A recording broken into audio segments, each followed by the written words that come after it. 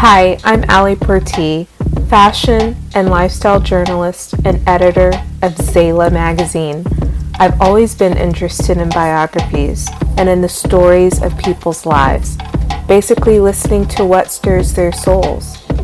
Welcome to the soulful side of life, where I let you in on some of my conversations with inspiring people from around the world in fashion, faith, entertainment, music, and entrepreneurship.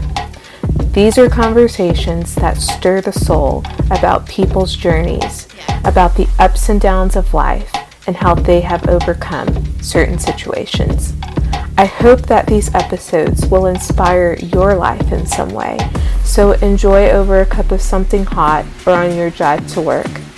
This is The Soulful Side of Life and can be found on Spotify Podcasts or Apple Podcasts.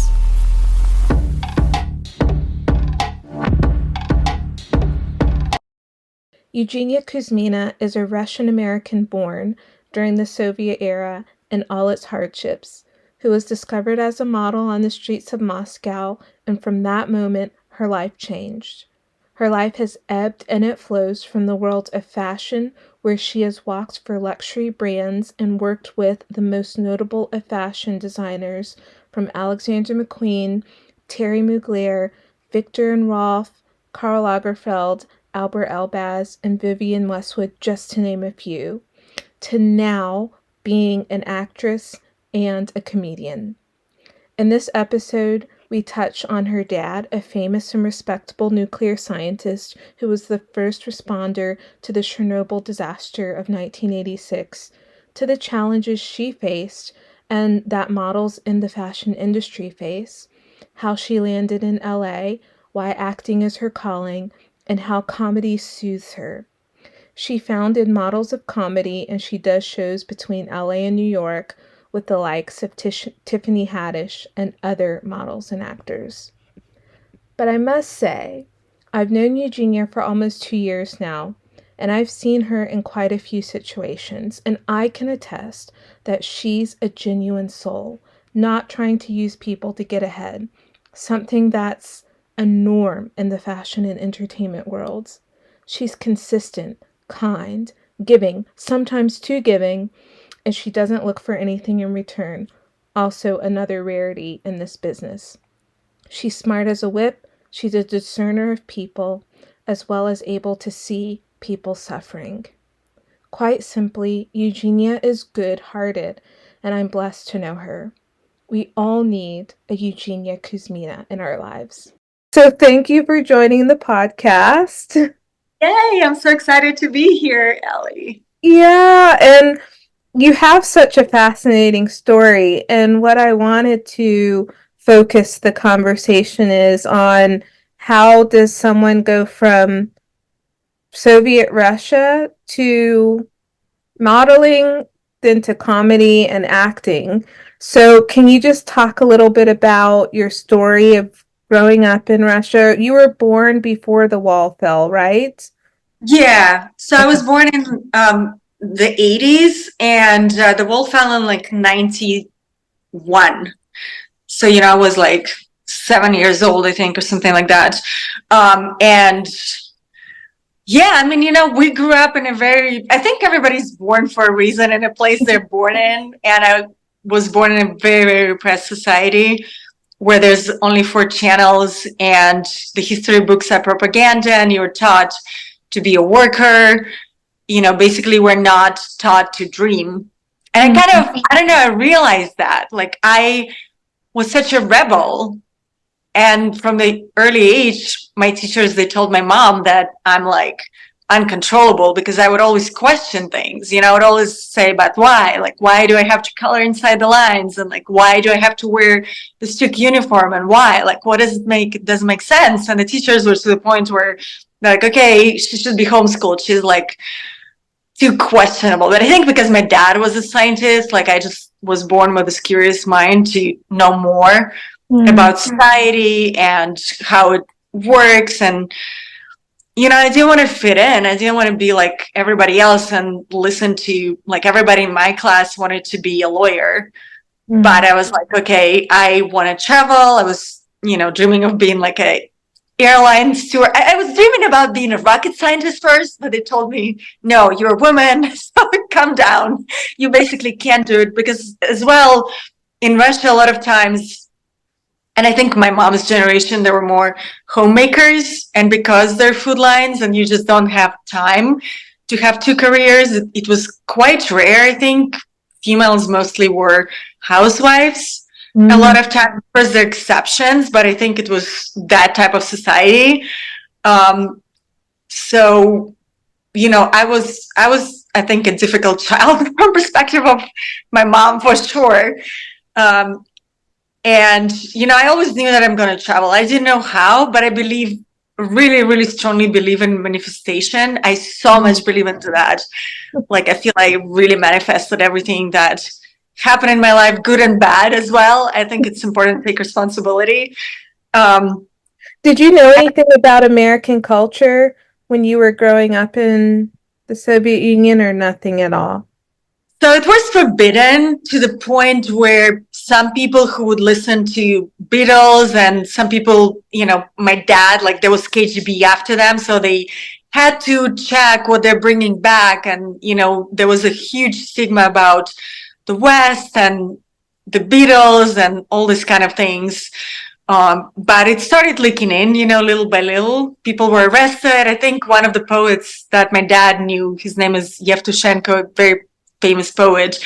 And I grew up around artists because, it is a belief to say that scientists are very, organized and, like, they believe in science, but it's not true. My dad was extremely creative, and we always grew up around actors and writers. So one writer was arrested and sent to jail in Siberia. That's, how afraid everybody was. And I was beaten with rulers because I questioned history books. And I saw the change, that it was changing the society, but of course, for my teachers who grew up believing in the propaganda, they just couldn't change in a second and see that the history that they taught and they lived and what they believed is not true anymore. Yeah. So it was quite a change, and I got lucky. It's not a skill, modeling in a way, and I didn't really knew that it's a job at all because we didn't have those type of jobs, and people who are on TV are usually kids of some, people who are connected to the government. It was very much like in the family, so you can never dream of any kind of creative career or whatever, so to say. But I got lucky because I kind of, they found that my face was a little bit European, and the clients, when they came in, they needed to advertise all the products like Coca-Cola and L'Oreal. So I was hired as a teenager, and preferred that because I was making more money than my dad at the time. When I was 13, discovered on the street, right?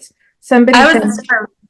Yeah, so there was a scout that, like, a couple times actually, I was discovered on the street a couple times, but then there was one time when they said, oh, they're doing an audition for this huge designer. Slava Zaitsev was like the one designer in Russia that existed at the time, and I don't know, my mom was like, you should go because you're such a shy and quirky person. So I decided to go just for self-esteem. And, he was an amazing designer, and he had all this beautiful models who were like 5'11", and for some reason he got a liking in me and, started doing covers with me and really believed. And he was incredibly inspirational, very positive, creative person to live in such a repressed regime and to be a designer. I think he really inspired me.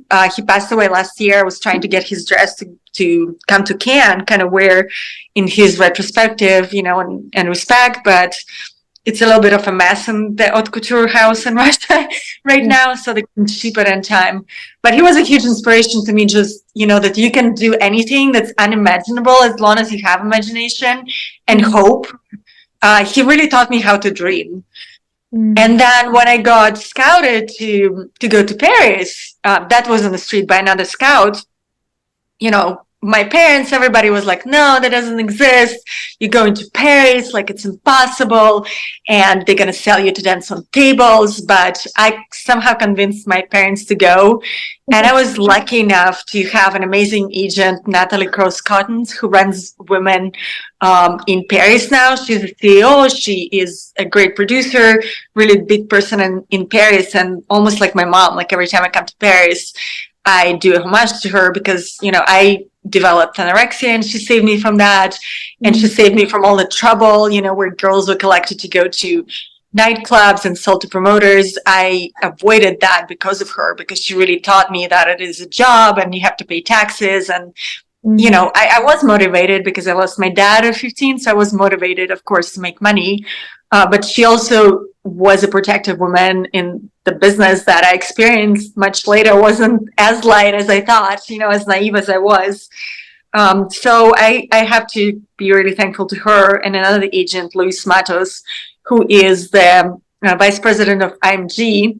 Now, created everybody's career from Giselle to Gigi and Bella, and like he basically made, changed lives, and is an amazing person. And I really do homage to those agents, because without them, I would have never had any career, I would think, because I was very shy and kind of not a person who would be very ambitious and mostly hiding in corners. Yeah, you've definitely changed. I've never seen that shy side of you.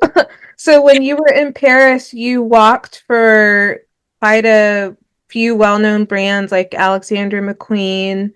And did you do Chanel, some things for Chanel? Like, can you talk I a little? did, yeah. I worked for Chanel. I didn't have a good experience, unfortunately, with them because they fired me for talking too much.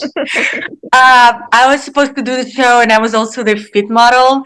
And then Carl said that I just talked too much. So that was something that I think brought me to acting, and kind of looking back onto mental health, so to say.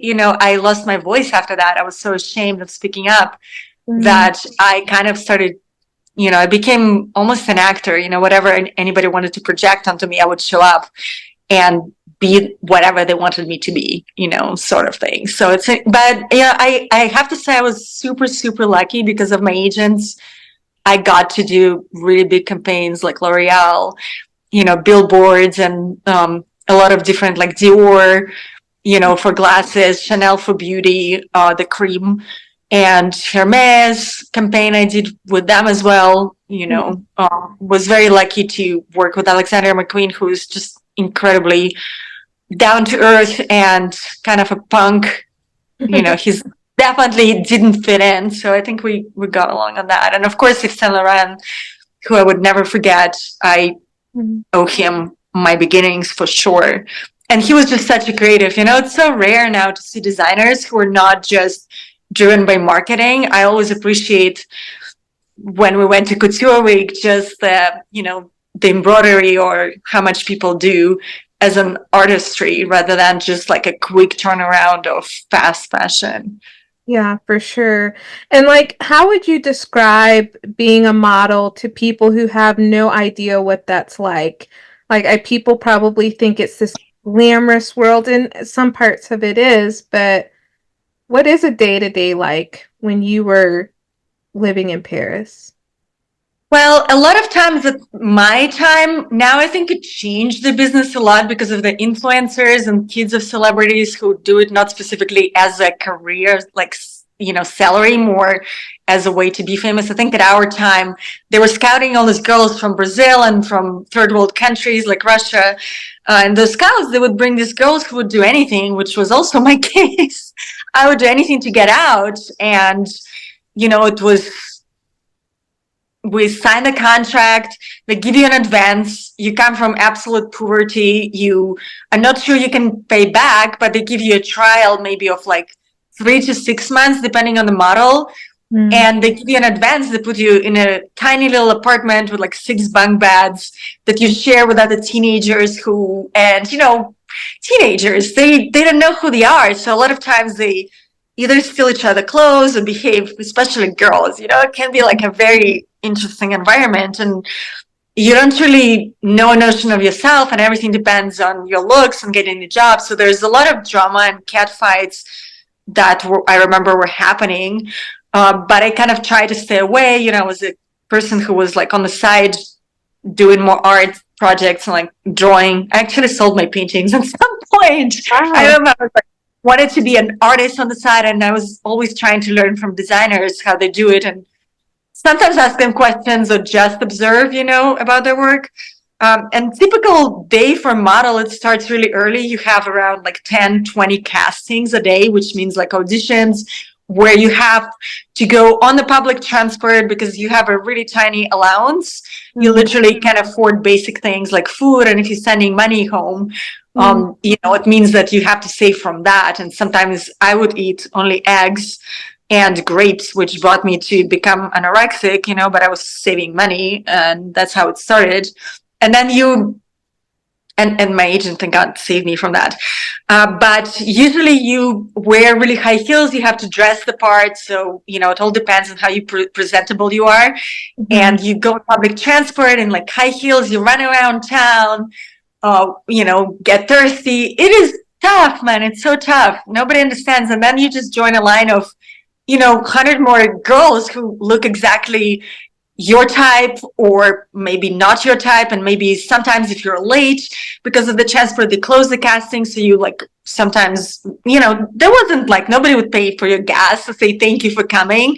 At times they don't even ask how you doing or like are you a person. At times I learned over time, just you come, you know, you look the part, whatever they're looking for in the description, you dress the part, and then they look at your pictures. It takes a lot of time to develop portfolio. So that's about like 3 months at the very least, that you also do free photo shoots with photographers that are interested to do testings that paid by agency, which is also you have to pay back later on. So nothing is free, absolutely.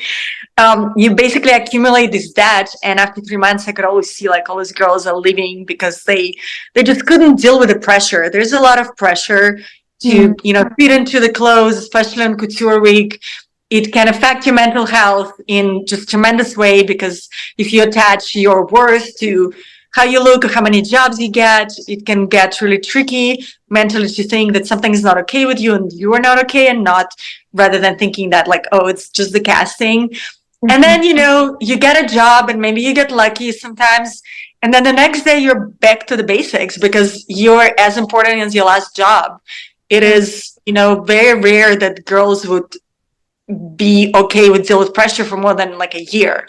Some of the teenagers, especially coming to America, some of the teenagers were more, when I moved here, that's like the epicenter of, you know, career where you can really make huge contracts, and people pay models who are based in New York much bigger salaries. So everybody's goal was to get to New York.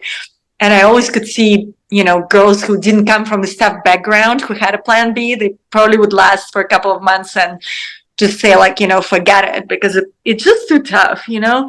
Yeah, it's not. And yeah, on the side, you don't really have a lot of friends, because if you book a job, you never know where it's at or where you have to fly, or, you know, you're always around new people. It's kind of hard to form relationships and, you know, real friendships. Yeah. I can imagine, because also everyone's competitive.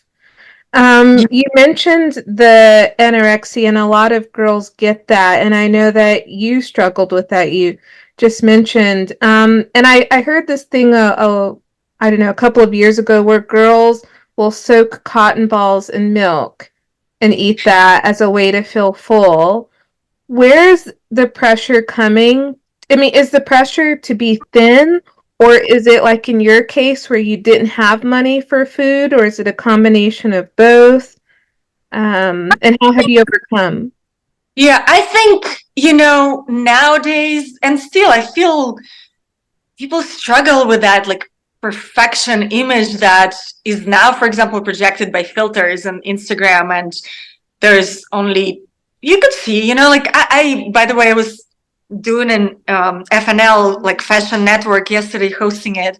And we were talking about Oprah, how skinny she is. And she said that, you know, she used a drug, and they were asking me what I think about it. And I was like, I'm so happy that she feels happy inside, because that's mental health, right? You have to feel happy and healthy about your body. Healthy maybe is, much more important thing, but like at what expense, but I feel there's so much pressure in our culture to fit in the mold, no matter what it is, what like dictates the mold of current trends or seasons of Hollywood now, or, fashion magazines that you open. And I never saw girls eating cotton balls, actually. That's something that I found out on TV later. But I did see a lot of girls throwing food out, and just, the pressure comes from those castings where you show up for Couture Week, and there's so much pressure after you go to the casting. You have like a second fitting, and if you don't fit the dress, that's it. And like once you don't fit the dress, you start feeling bad about yourself, and you do anything to get the job, especially in our situation where you don't have a plan B.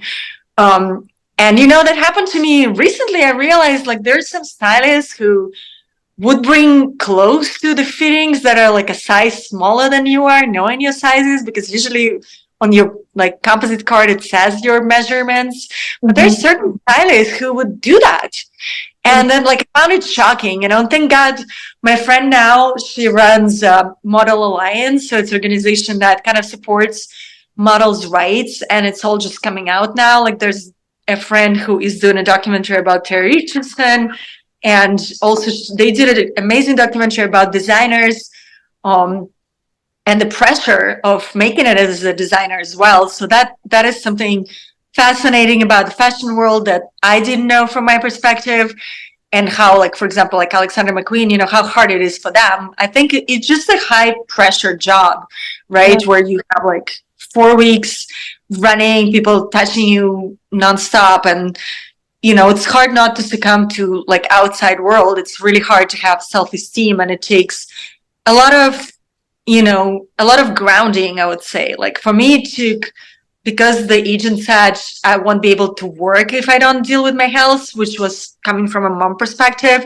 I had to go back home and deal with my health and actually realize what's important, and that job is not me, so I kind of took it later on, and it's still like it's a struggle at times, but I don't take it too seriously in Hollywood or fashion, where it is a job, and if people decide not to take you, it has nothing to do with you. It's more the vision or whatever. When you don't get the role, a lot of times I would suggest the role to my friends, because if they fit in better, like it is better at the end anyway.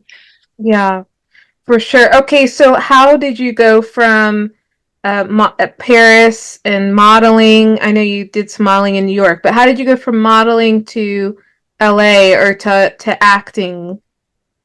It's so funny. Like I keep asking actors, and they're like always knew they want to be actors. And I think on some level I wanted to be an actor, but I just never acknowledged it in a way, but I wanted it more as a creative process. Like what I found out is it's about the voice, right? And it's having that voice rather than just being an object of whatever products you sell, and kind of not having a say in whatever you're selling, just being that object. So what happened is, like, I actually had my kids already. I never thought that I could be an actor. It's much harder work.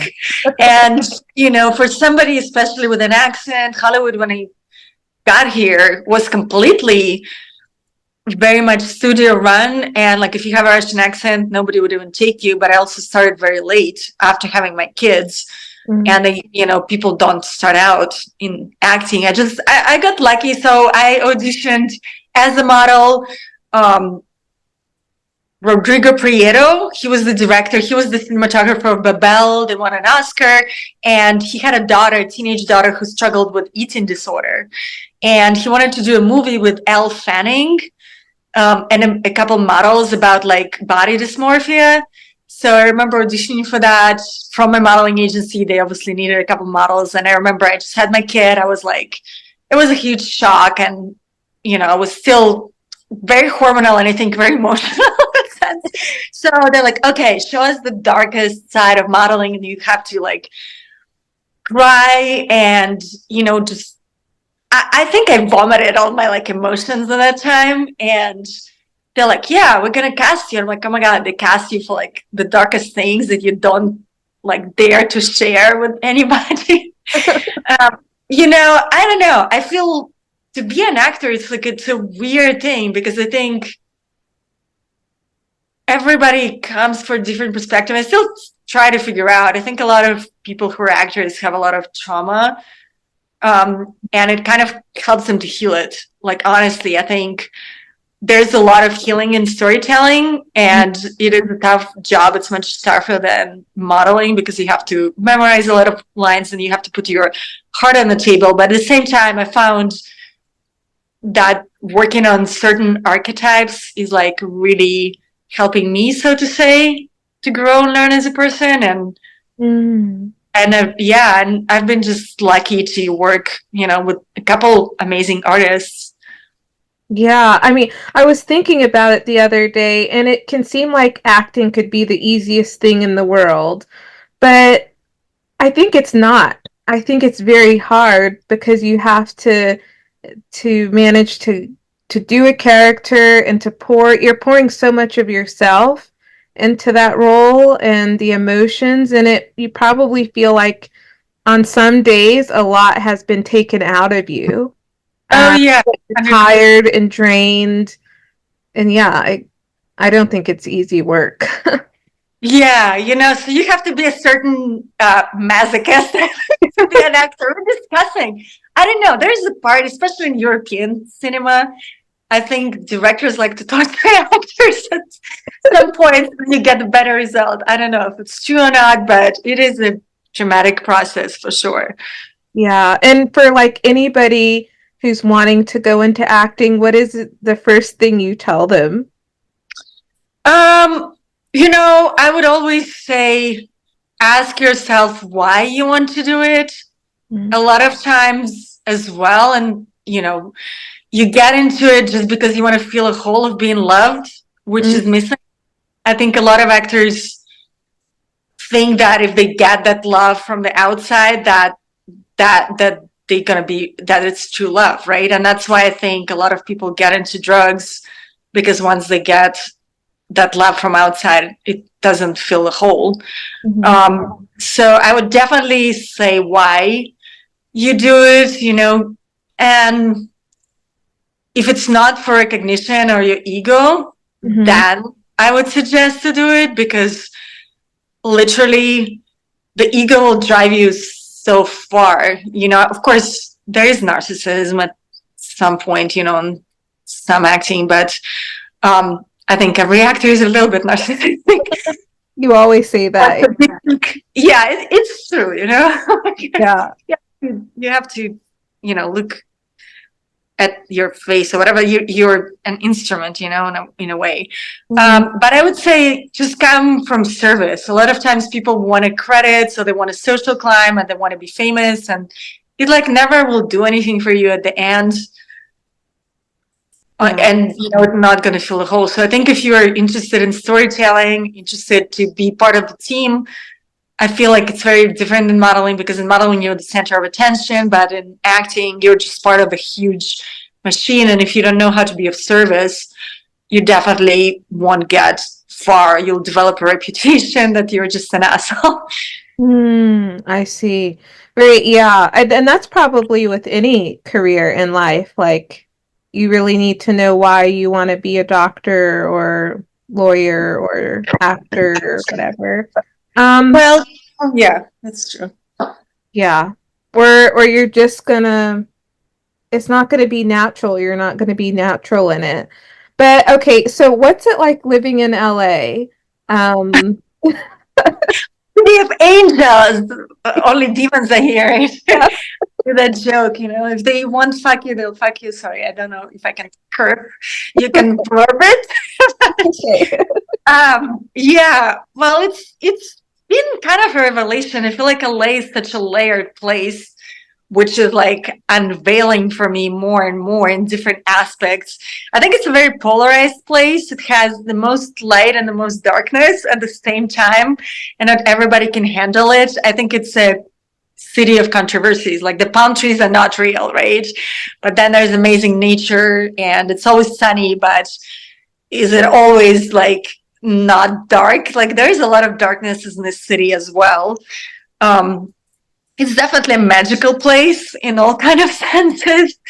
I never really planned, so to say, like for a long time to live here. I just have a kid and, moved here already when my son went to school. So I had to settle down somewhere and kind of discovered LA through like motherhood and sets. And I wasn't really social, so to say. So, only after my kids got a little bit bigger, I realized that the city can be also like it has great things. It has the best artists. It's not as class oriented. This is the only city I would say it's not class oriented. Like anybody who's a dreamer, everybody comes from with big dreams, and some people who come from nothing really made an amazing career. In show business and creativity in a good sense. They really like manifested it, and sometimes it can just swallow you. There's a dark side of it, of like people taking advantage for credits and just doing it at any cost. And it's really hard to know and have authentic friends, I find, in this city. Of course, they always say like it depends, but because everybody's so busy, you have to drive somewhere, so you have to have extra effort to see people and create those relationships. And a lot of times everybody's in the business, so it can become really disheartening if you just open up, and it's really hard not to build that layer of like protection. And that's something that I struggle on a daily basis. Like, where do you want to collaborate and make things happen with like amazing other artists, and where you have to set boundaries and say like, okay, this person is just taking and taking and taking, and this is probably time to stop, because then you can definitely just finish, on the street. Yeah, for sure. It's a unique city in that sense. And I feel like what you're saying, it's a contradiction that you have that fake world, but I'm sure that there's also a very genuine part of LA of people who aren't in the movie business and are just teachers or, work in restaurants, and they're so genuine. But I applaud people who live there. It's a tough city.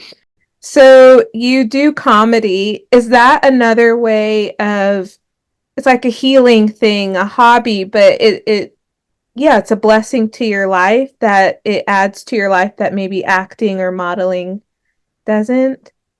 Yeah, I did a film with John Turturro and Woody Allen at some point, and at that time I was starting to get frustrated because I always wanted to do a romantic comedy, but they would always say like, "Oh, this is another Russian spy," or like at the time it's like a prostitute, So I was starting to get really frustrated with the storytelling and being the representation of those really, limited types. And then I remember finding out that Woody Allen does like jazz and stand up. And I kind of like, I had a discussion, I think it was with John Turturro, and he's like, well, you can always, you don't need to. We were talking about doing a play, that I was doing a play, and I was like, there's not enough Russian plays as well. There's Chekhov, but not that many people are casting and doing it. And I think we talked about like, you can do stand-up and you can do whatever you want and you can tell your story and you can create characters. But, I think if there's something in you that needs to be released as a creative person, no matter who you are, where you are, how much money you have, you'll always find a platform. So for me, it was just a platform that I found. Nobody ever said I was funny. They maybe said I was weird. Nobody ever is like, oh, you're the funny person who's telling jokes. I was definitely like a quirky, weird person. But Jacqueline says you're funny. Jacqueline Rosenthal.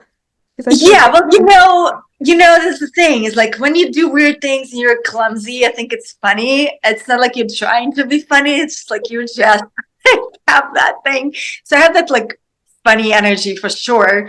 I didn't even know, how to write jokes, but my mentor, Jerry Corley, taught me. He teaches the class, and it's kind of like writing music, it's, the basics, and then you find your voice inside of that. So it is similar to jazz, I would say. You have to have an ear for timing. You can improvise. It is definitely a skill. I don't know one stand-up comedian who is like, oh yeah, it's like a natural thing. I think comedians work really, really hard, no matter what they present as like, oh, I'm just like showed up on stage. I think they're the most hardworking people on themselves as well. I see, they would do anything to get a laugh.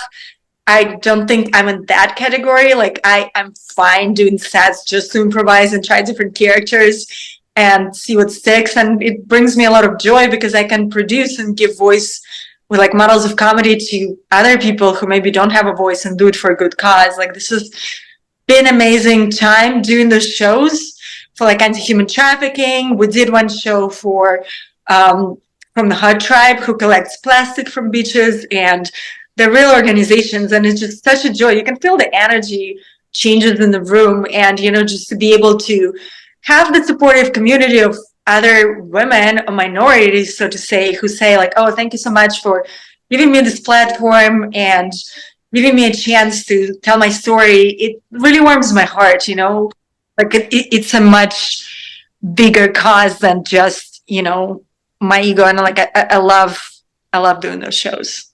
Yeah. And do you feel that you're learning something about, or does it help you with your acting when you do comedy? It's a little bit different. It can help you a lot with timing. So comedic timing is something you learn with a live stage much faster, because people react and you never know who's in the audience. There's no editing.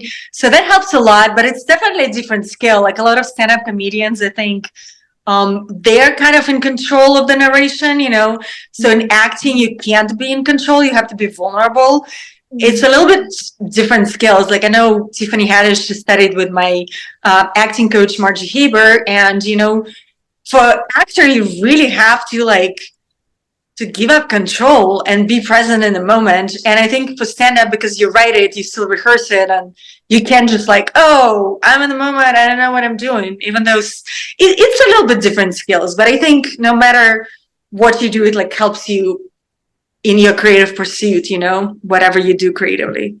And Joe Coy was saying that when he hosted the Golden Globes the other night, and he got a lot of negative pushback about his monologue. He was saying they're completely two different worlds, acting and or stand up and the monologue for an award show. And yeah, I can imagine it's nerve-wracking because you're not in control of the monologue of an award show the way that you are of your stand up. Yeah, and also stand up is much easier to do to less people, when it's a huge place, you almost have to project, right? And sometimes it's not as intimate and you can't really see exactly all the faces. And I think it's much harder to do for bigger stadiums, the stand up. Yeah, I can imagine. Okay, so you've got a play coming up, and yeah, is that what does 2024 look like for you? Some plays, some movies, maybe? Yeah. I have a pilot that we're shooting, just got off, a couple indie things, and maybe another studio film.